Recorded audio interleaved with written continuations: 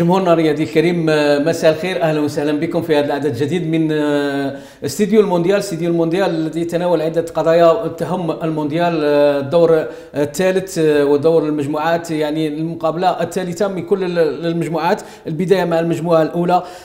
بدايه قبل ما نخوضوا في التحليل كل هذه المقابلتين اللي رانا غادي نتكلموا عليهم، بودي نشكر الضيف تاعي سي عبد القادر بن زرقاء، صحفي بجريدة الخبر قسم الرياضي. أهلا وسهلا بك. شكرا عبد القادر، سعيد جدا بتواجدي معك هنا في استوديو المونديال، وإن شاء الله نكونوا ضياف خفاف على المشاهد الكريم ونفيده بالمعلومات المتاحة إن شاء الله. عدة نقاط سنتناولها في هذا العدد، بداية بتأهل الفريق البرازيلي عبد القادر.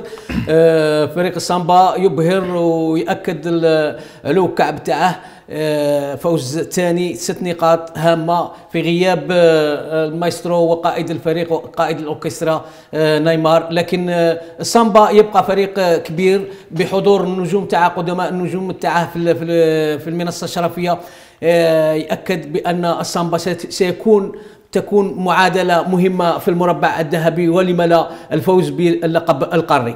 بسم الله الرحمن الرحيم. عبد القادر، المنتخب البرازيلي منذ او قبل انطلاق المونديال تاع قطر مرشح من بين ابرز المرشحين للتتويج بهذه الطبعه، بالنظر لعده عوامل ابرزها التألق تاعه في السنوات الماضيه، سواء في كوبا امريكا ولا حتى في تصفيات المؤهله لكاس العالم، والارماده من اللاعبين اللي ضمهم راقصو سامبا، على غرار كما قلت تفضلت وقلت اللاعب نيمار دا سيلفا للاسف الشديد اصيب في المباراه الاولى، لكن حسب اخر الاخبار سيعود في بدايه من الدور الثمن النهائي او على اقصى تقدير في الدور الربع النهائي.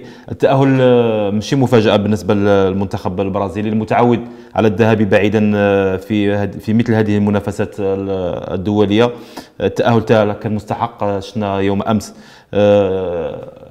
أدى مباراة كبيرة رغم الصعوبات اللي واجهها أمام منتخب سويسري، منتخب قوي شكل له صعوبات كبيرة، خاصة في ظل النجم تاع غياب النجم الأول كما قلنا نيمار المصاب، واللي ترك فراغ كبير، خاصة أن هذا اللاعب معروف عنه أنه يصنع هجومات أو يصنع الهجومات الخطيرة، ويكون دائما وراء هذه الهجومات ويقدم كرات على طبق الزملاء تاعه في الهجوم، وكذلك يسجل الاهداف، لكن الاصابه حرمته من المشاركه في الجوله الثانيه. ورغم ذلك شفنا منتخب برازيلي قوي، خاصه في الدقائق الاخيره كازيميرو عاد من بعيد وسجل هدف جميل، رغم انه لاعب ارتكازي، لاعب وسط ميدان دفاعي، لكن دائما يقوم بالادوار الهجوميه كما عاهدناه مع فريق او مع نادي ريال مدريد قبل رحيله الى مانشستر يونايتد.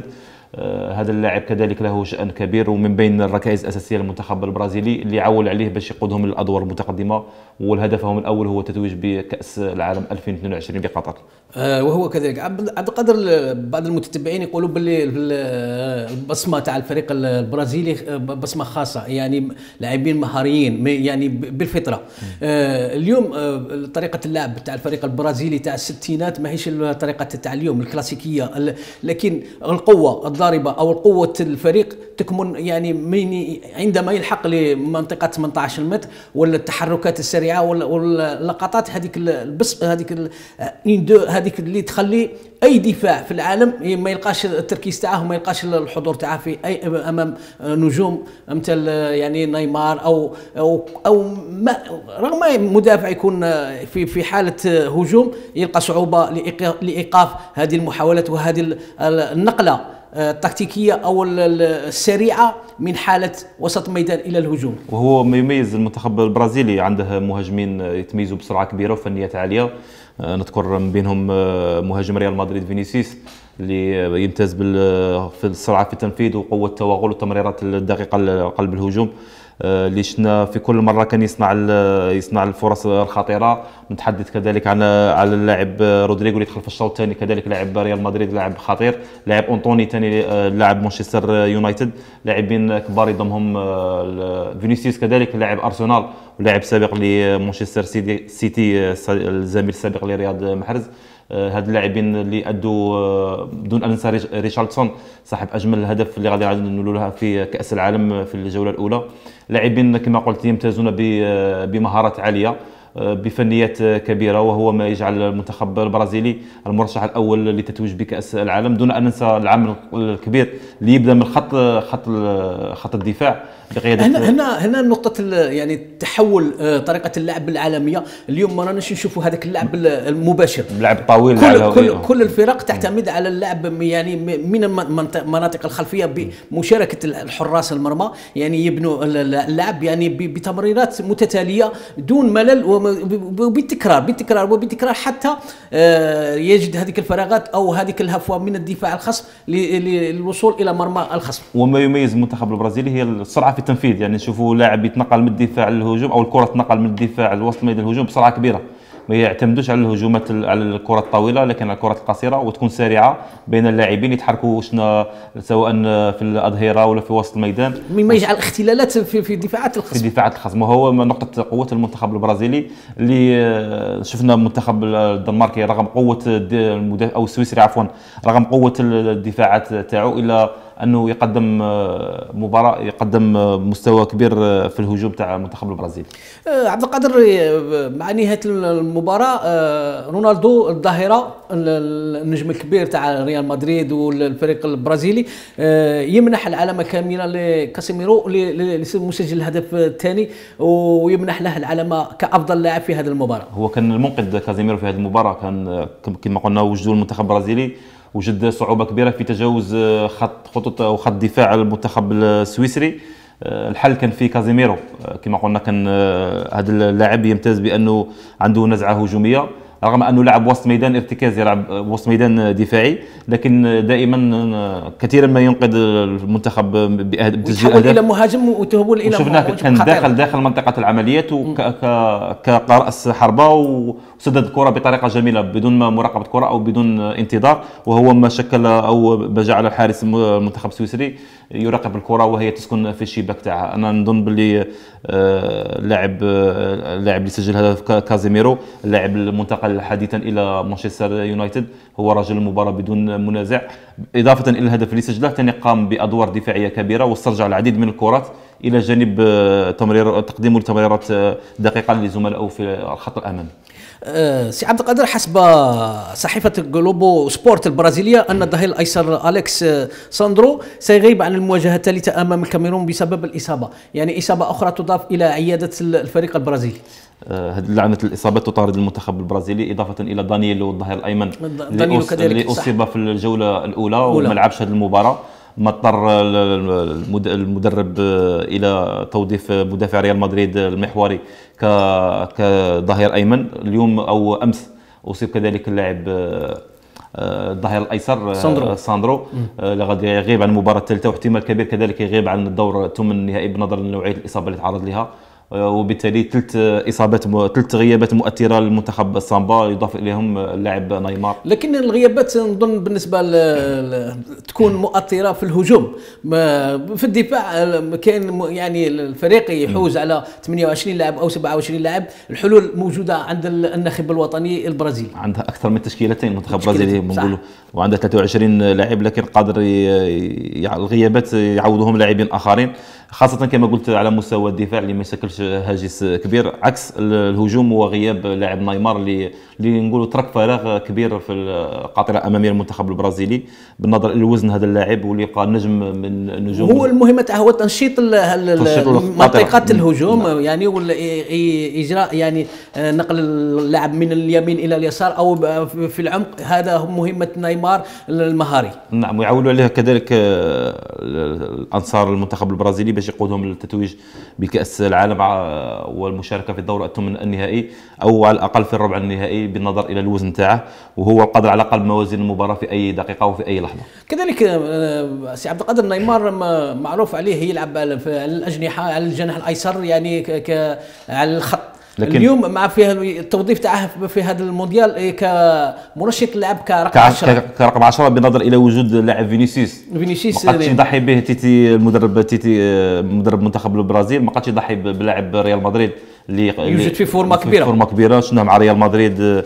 يقدم مستويات كبيره، حب يوظف فينيسيوس يستغل الفورمه تاعه، وكذلك نيمار، فوظف اللاعب نيمار دا سيلفا النجم بي اس جي كرقم 10، وهو منصب اعتاد اللعب فيه في منتخب البرازيل في الاقصائيات او في التصفيات المؤهله لكاس العالم وحتى في كوبا امريكا، وتالق في هذا المنصب. نطوي ملف البرازيل، نروح لمعادله اخرى، برازيل اوروبا. برازيل اوروبا الفريق البرتغالي بالنجم تاع كريستيانو، هذا النجم اللي يصنع الحدث يعني كل مقابله، وعاد بقوه في هذا المونديال بعد ما صرا له في مانشستر وفسخ العقد. اليوم ياكد باللي رونالدو قطعة هامة في الفريق البرتغالي، وهو قائد الفريق وهو المنقذ وهو الكل في الفريق البرتغالي، بمشاركته وبمساندة الزملاء تاعه. البرتغال اليوم يمر إلى الدور القادم بعد الفوز الهام كذلك أمام الفريق السويسري. هو المنتخب الثالث اللي ضمن التأهل مباشرة إلى الدور الثمن النهائي بعد منتخب فرنسا ومنتخب البرازيل. البرتغال كذلك عنده نجوم كبار، عنده لاعبين كبار ينشطون في كبرى الانديه الاوروبيه في انجلترا، في ايطاليا، في فرنسا وفي اسبانيا. كما قلت سي عبد القادر على كريستيانو رونالدو، يبقى نجم من نجوم من بين اساطير كره القدم العالميه. بمجرد تواجده فوق ارضيه الميدان قد يخلق كما قلت حاله استنفار في صفوف المنتخب او الفريق المنافس.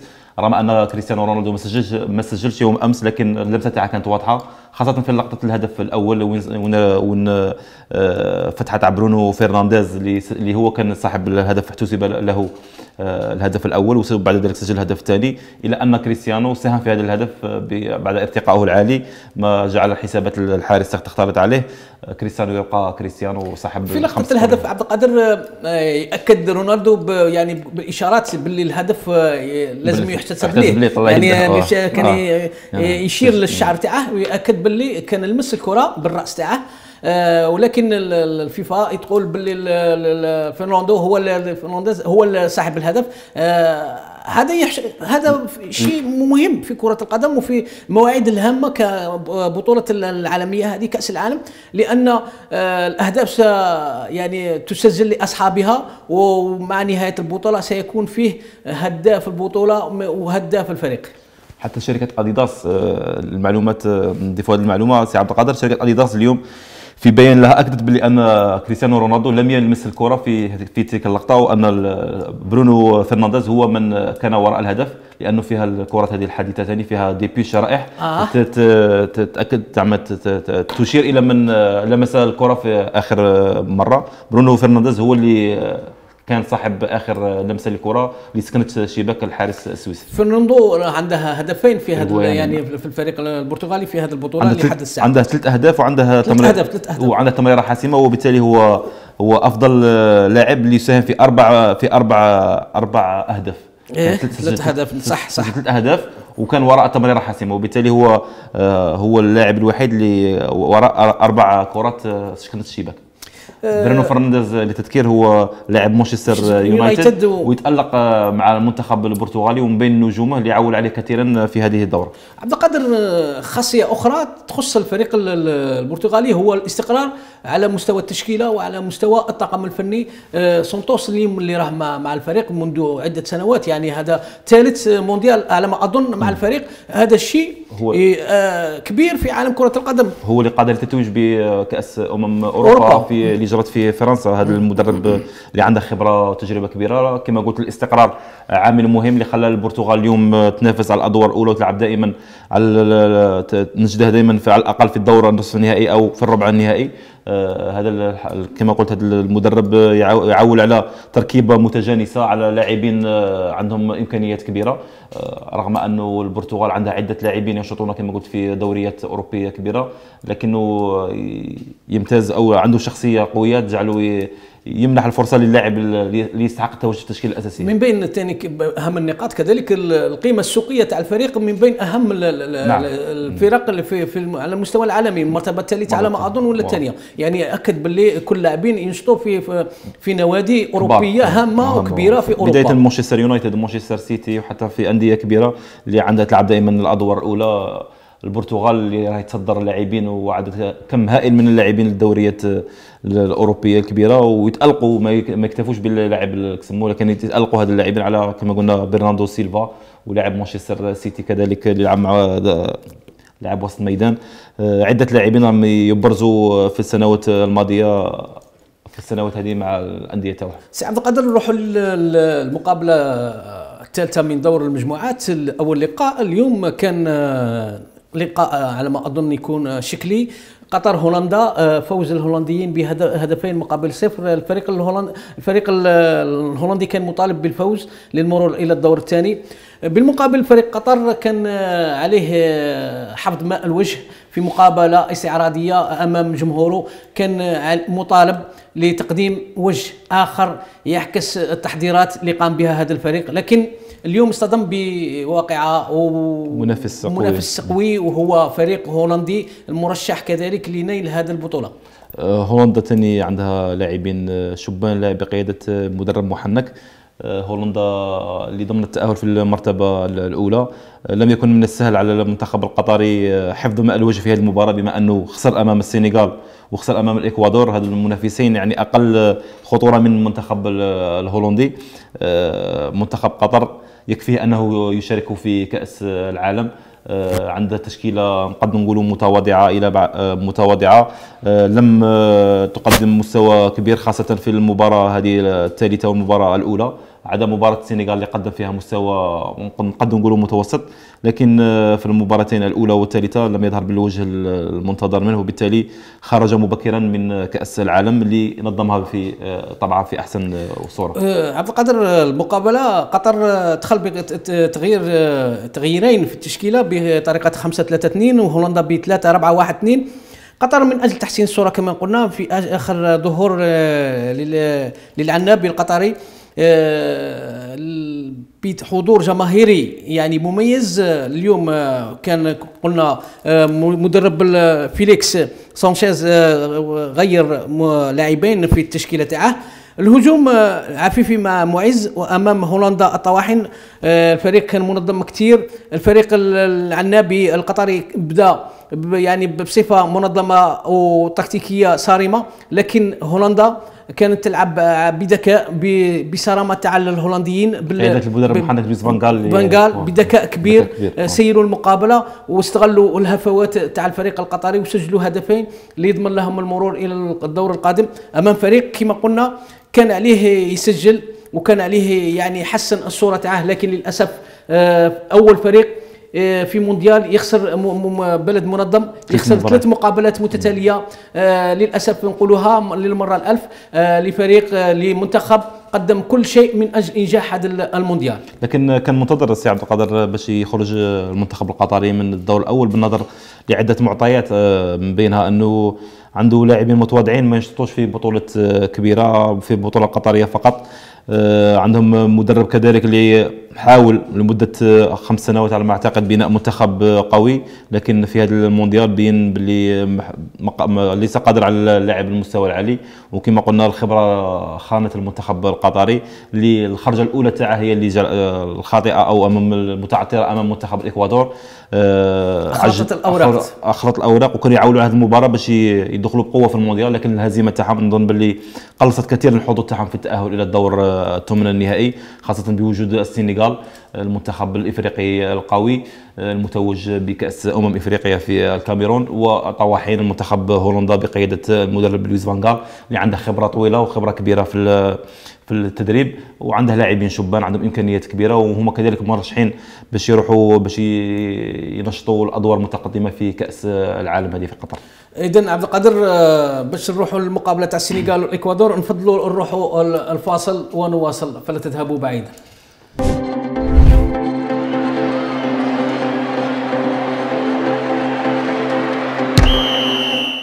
أعزائي المشاهدين، أهلا وسهلا بكم مرة أخرى. أهلا بكم في استديو المونديال والشطر الثاني من هذا الحوار الشيق مع زميلي عبد القادر بن زرقاء من جريدة الخبر القسم الرياضي. أهلا وسهلا بك مرة أخرى سيدي الكريم. شكرا. سي عبد القادر، ثاني مقابلة كنا شفناها اليوم كانت مقابلة يعني جميلة وكانت حماسية وكانت مصيرية بالنسبة لفريقين، فريق من افريقيا وفريق من جنوب افريقيا جنوب امريكا. الفريق السنغالي امام الاكوادور. الاكوادور مطالب بالفوز والسنغال مطالب بالفوز في مقابله كانت مفتوحه على كل الاحتمالات، لكن في الاخير الحظ يبتسم للسنغال وللمدرب سيسي اللي اكد باللي مدرب كبير في قاره افريقيا وبمجموعه متكامله متجانسه عملت لسنوات، وهي اليوم الفريق يقطف ثمار العمل الجاد للمجموعه ككل. ثمار الاستقرار نشوفها في المنتخب السنغالي كما قلت سي عبد القادر. اليو سيسي هذا المدرب اللي كان يصنع افراح المنتخب السنغالي كلاعب، واليوم راه يصنع افراح هذا المنتخب الافريقي القوي كمدرب صاحب 46 سنه.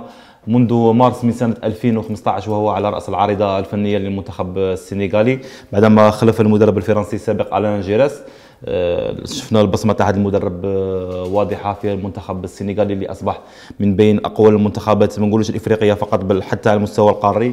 والدليل على ذلك شفنا اليوم المستوى أو الأداء اللي ظهر به زملاء اللاعب خليلو كوليبالي قائد القوي او المدافع القوي اللي فازوا في المباراه الثانيه تاعهم تواليا، وهو الانجاز الذي لم يسبق لهم ان حققوه في المونديال في كؤوس العالم اللي شاركوا فيها. لتذكير عبد القادر فقط المنتخب السنغالي شارك 3 مرات في كؤوس العالم، في سنه 2002 في كوريا الجنوبيه واليابان، وفي 2018 في روسيا، وهذا المرة في قطر.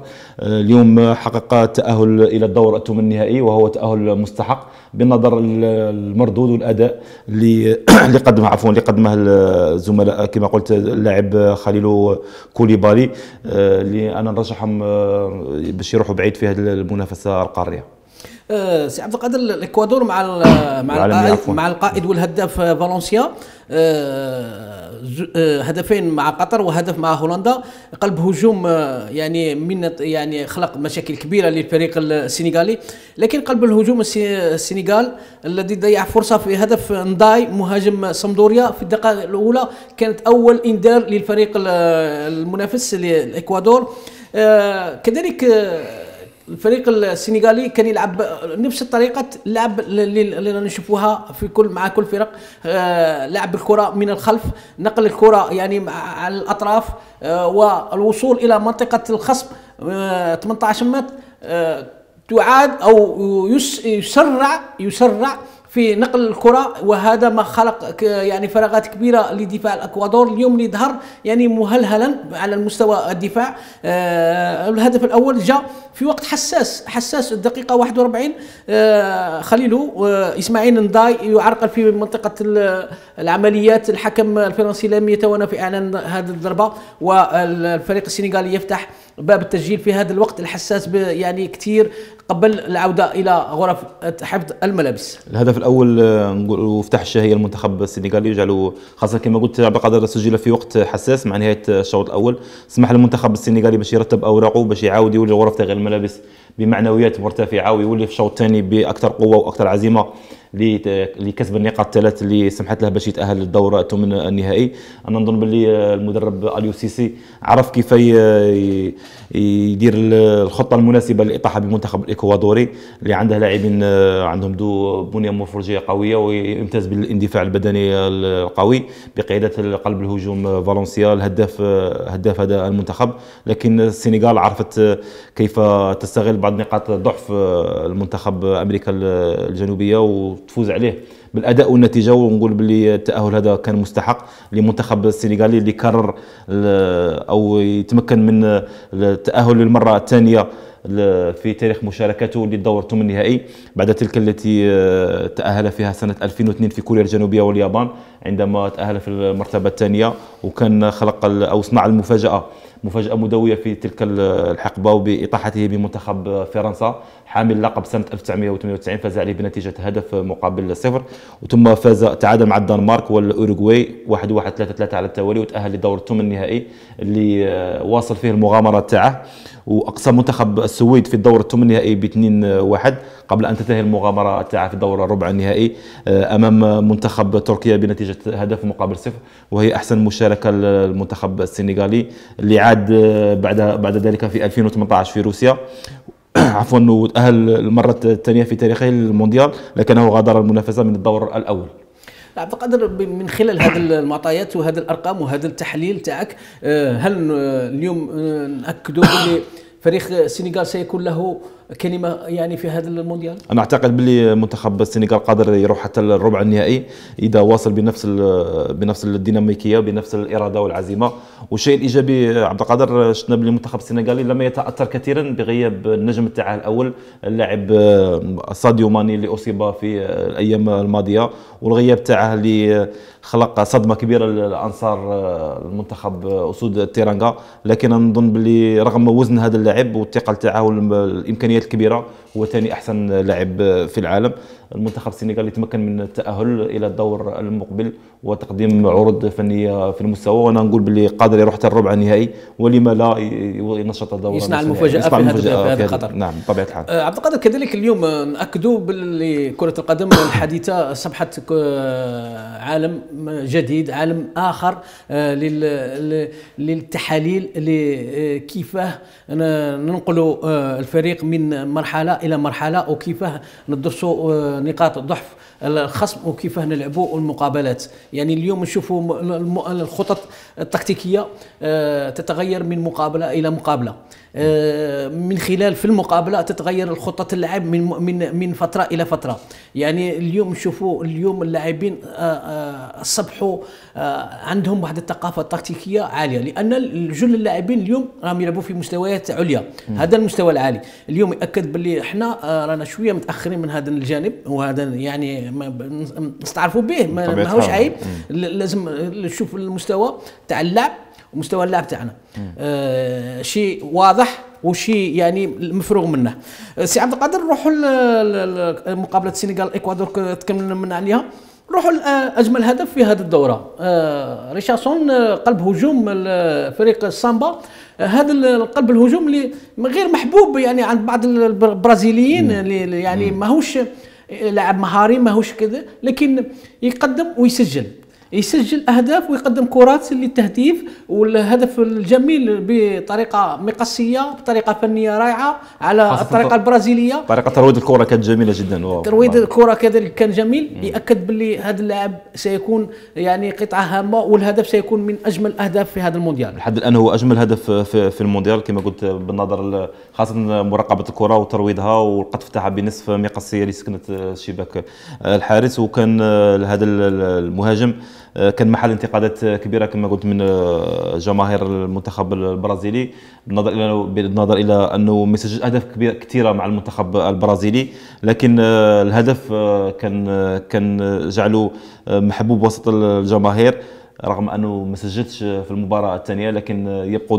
دوره كبير في صنع الكرات وصنع الهجمات الخطيره للمنتخب البرازيلي، وهو يعول عليه كثيرا في المباريات المقبله للمساهمه في تحقيق مزيد من الانتصارات.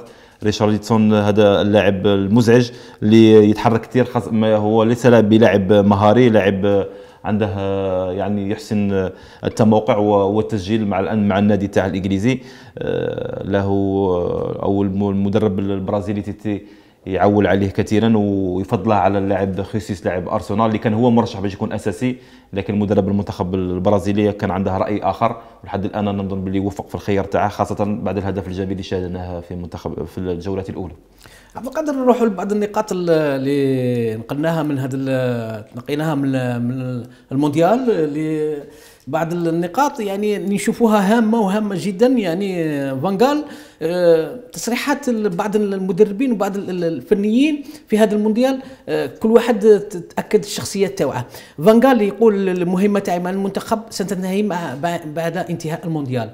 يعني شوف المدربين الكبار اليوم يعرفوا وين يخرجوا من الباب الواسع وين يدخلوا وين يعودوا. يعني هذه هي الشخصيه الكبيره تاع المدرب فانغال، ما عندنا ما نزيدوا عليه وما عندنا ما نعرفوه. مدرب كبير، ومدرب الالقاب تاعه تحدثت عليه والمسيره تاعه تحدثت عليه، مدرب كبير اللي قاد عده انديه كبيره ومنتخبات عملاقه، وبصمه كانت مع اجاكس ومن بعد راح عاود نادي برشلونه ثاني اللي حقق فيها عده القاب وتالق وقادها لتحقيق القاب قاريه ومحليه. هذا المدرب نظن باللي ساهم ولا البصمه تاعها كانت واضحه مع المنتخب الطواحين، وهو يعول عليه لقيادته لادوار متقدمه في كاس العالم هذه اللي تجرى في قطر حاليا. وانا نرشح المنتخب الهولندي ليكون الحصان الاسود في هذه الطلعه. عبد القادر، كذلك تنظيم قطر للدوره ومسانده عالميه كبيره، يعني اليوم نشوفوا مسانده تاع السياسيين تاع الفنيين حتى رجال الفن، يعني اليوم يساندوا قطر. من بين ما قال كافو الاجواء رائعه واتوقع مزيد من الاثاره في هذا المونديال. لم اجد لحد الان رياضي او لاعب كره قدم سابق او لاعب حالي ينتقد التنظيم في قطر بالنظر للاجواء السائده هناك والتنظيم المحكم والملاعب الجميله وظروف الاقامه المريحه جدا. انا نظن مونديال قطر راح يكون احسن مونديال نظم على مر التاريخ. هنيئا من الان نقول هنيئا دوله قطر الشقيقه على هذا التنظيم المحكم. انا نشوف كل شيء جميل في هذه الدوره، من ملاعب تحفه، ارضيه ميدان مازال ما شفنا ارضيه ميدان سيئه او ما شابه ذلك، تنظيم ثاني محكم من اعلى مستوى. لم يتركوا اي فرصه للصدفه في مونديال قطر، نتمنى لهم مزيد من النجاح ان شاء الله. الفيفا تغرم المنتخب الالماني ب10,000 فرنك سويسري بسبب عدم حضور اي لاعب للندوه الصحفيه. الفيفا ما تلعبش مع هذا الصوالح. نعم، الانضباط ولا التقيد بالتعليمات واجب على كل منتخب، وكما يقولوا تغلط تخلص مع الفيفا. ما حضرش الممثلين على المنتخب الالماني في الندوه الصحفيه لعقبه مباراه اسبانيا، مهما كلفها عقوبه صارمه من الفيفا. مبابي كذلك مرشح لنفس العقوبه لانه رفض باش التصريح لوسائل الاعلام. كذلك هو مبابي اللاعب المثير للجدل.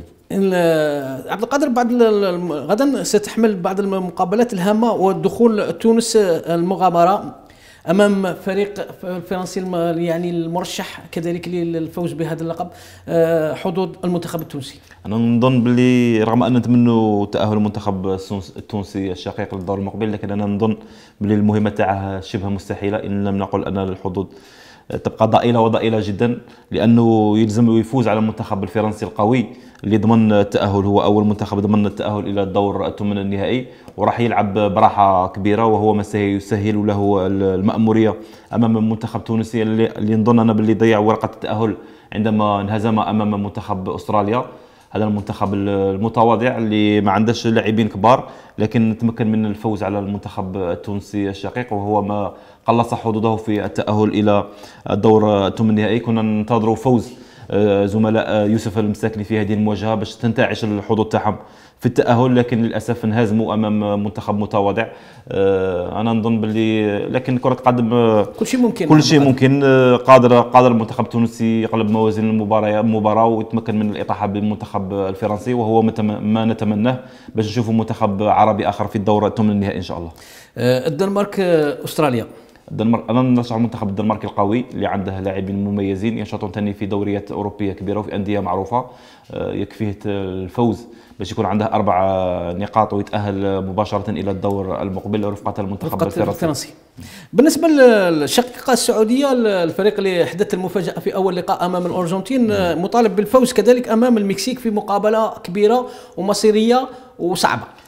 المنتخب السعودي مطالب بالفوز باش يتفادى كل الحسابات، رغم ان التعادل كذلك قدر يخدمه ويأهل للدور الثمن النهائي، وهو كذلك ما نتمناه للمنتخب السعودي اللي قبل البلاء الحسن وقدم مباراه كبيره ولا مباراه العمر امام المنتخب الارجنتيني اللي فاز عليه بنتيجه 2 مقابل هدف بعدما كان متاخر في النتيجه بهدف ليونيل ميسي من ضربه جزاء في الجوله الاولى، لكنه عاد وتمكن من تسجيل الثنائيه مكنته من تسجيل من الفوز وتسجيل فوز تاريخي امام منتخب ارجنتيني قوي ومرشح لتتويج بكأس العالم. ثم عاد وانهزم المنتخب السعودي، انهزم امام بولندا بقياده ليفاندوفسكي. هذه الهزيمه جعلت الحظوظ تاعه تنقص قليلا، لكن تبقى قائمه ويلزم له الفوز امام المنتخب المكسيكي القوي ايضا، المنتخب اللي ادى اللي قدم مستوى مقبول امام المنتخب الارجنتيني رغم هزيمته في تلك المباراه، وهو اللي تعادل امام بولندا في الجوله الاولى بنتيجه بيضاء. مجموعه عبد القادر كل فيها ممكن، كل شيء ممكن فيها، يعني كل احتمالات وارده. بولندا امام الارجنتين كذلك مقابله هامه، والفائز يفوز مباشره، يتاهل مباشره، وتعادل الفريقين ينتظروا يخلط كل الاوراق، يخلط اوراق وينتظروا الحسابات. يعني كل شيء فيها مفتوح، والمنتخبات الاربعه قادرين في كل وحده عندها حظوظ باش تاهل لدور الثمن النهائي. عبد القادر، النقطة يعني ولا بد نتكلموا عليها، الحملة الشرسة للنخب الوطني في هذه الأيام. يعني اليوم نشوفوا كل بعض الوجوه خرجت يعني للعلن من يعني كل واحد يدلو بالتصريح. يعني واش اللي راه وقع في ما وراء هذه التصريحات العنيفة؟ للأسف الشديد هي احنا كرة القدم باش تحقق نتائج إيجابية غيكون عندك استقرار. صحيح أن الناخب الوطني ارتكب بعض الأخطاء، هذا مفروغ منها، مفروغ يعني منها، لا نقاش فيها ولا جدال فيها. نظن هو كان من بين الأسباب اللي خلتنا ما نتأهلوش، وهذه هي كرة القدم. كما كان هو كذلك من بين الأسباب اللي نجحنا وجبنا كوب دافريك 2019 الثانية في تاريخ الجزائر من مصر الشقيقة. لكن الاستقرار يبقى مهم. شفنا المنتخب الإيطالي ثاني منتخب عملاق، منتخب عنده تقاليد في كأس العالم ما تأهلش، لكن المدرب مانشيني قاعد على رأس العريضة الفنية، والاستقرار مهم باش يعاود يولي المنتخب الإيطالي اللي واجهه. شفنا اليوم اليو سيسي مع منتخب السنغال منذ مارس 2015 وهو على رأس العريضة الفنية للمنتخب السنغالي. 7 سنين هذا ثمار هذا الاستقرار أكثر من 7 سنوات. ثمار هذا الاستقرار رانا نشوفوها، التأهل إلى الدورة الثمن النهائي، حقق كأس إفريقيا في الكاميرون في الطبعة الماضية في سنة 2022، وصل النهائي في 2019 وانهزم امام المنتخب الجزائري، وقاد المنتخب السنغالي في مناسبتين للتأهل لنهائيات كأس العالم. انا نظن باللي الجمال بالماضي البقاء تاعه راح يكون في صالح المنتخب الوطني، بشرط ان يعاود يراجع الحسابات تاعه وايجاد الحلول لبعض الهفوات ولا نقاط الضعف في المنتخب الوطني، اعاده ترتيب البيت خاصه في وسط الميدان والقاطره الاماميه، ايجاد الحلول المناسبه. وانا نظن باللي بجلب لاعبين جدد امثال حسام عوار لاعب نادي اولمبيك ليون، والظهير الايسر ايت نوري، ان شاء الله المنتخب الوطني يعاود يولي لسكه انتصارات ونفرحوا الشعب الجزائري. وهذا ما نتمناه سي عبد القادر. نحن كنا جد سعداء اليوم بالحضور تاعك، نتمنى نكونوا افدنا الجمهور تاعنا الرياضي بقليل من المعلومات، وهذا ما نتمناه. نتلاقاو في موعد اخر ان شاء الله اذا كان في العمر بقيه. الى ذاك الحين السلام عليكم ورحمه الله تعالى وبركاته. سلام.